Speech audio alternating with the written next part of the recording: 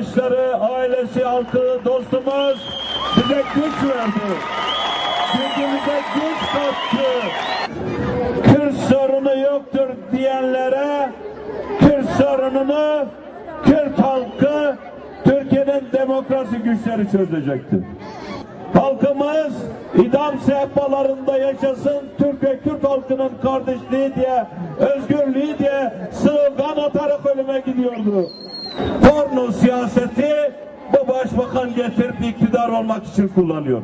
Porno siyaseti kullanmanın, buna sığınarak iktidar olmanın ahlakı nedir söyler misiniz? Bu ahlak ne ahlakıdır? Ama pornografi siyasetinin meydanlardaki baş aktörü olmuş, oyların peşine düşüyor. Kasetçi Tayyip Efendi.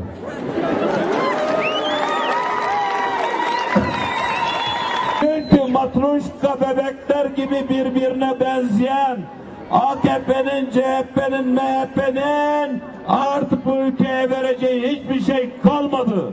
Hiçbir şey kalmadı. Türkiye'de 25 milyon kişi açlık çekiyor.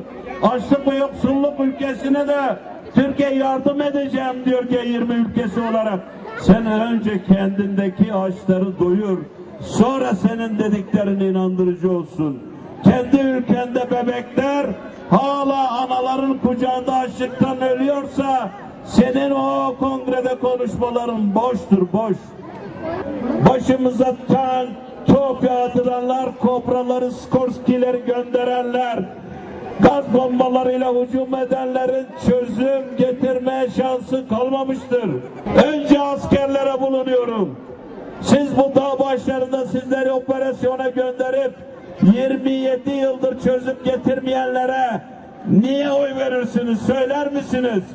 27 yıldır sizleri ölüme gönderenler onlar değil mi? Polis kardeşlerime sesleniyorum. Operasyon olmasa, cenaze gelmese, gerginlik olmasa, barış olsa daha iyi değil midir? Daha iyi değil midir? Korucu olan kardeşlerime sesleniyorum. Yarın savaş olursa en başta en çok zararı çekecek olanlar sizlersiniz. Hep sizi öne koşarlar. Ondan sonra 600 lira maaş ve sosyal güvenlik hakkını da vermezler. Mücadeleyi sürdüreceğim. Yolda, suda elektriğimiz var.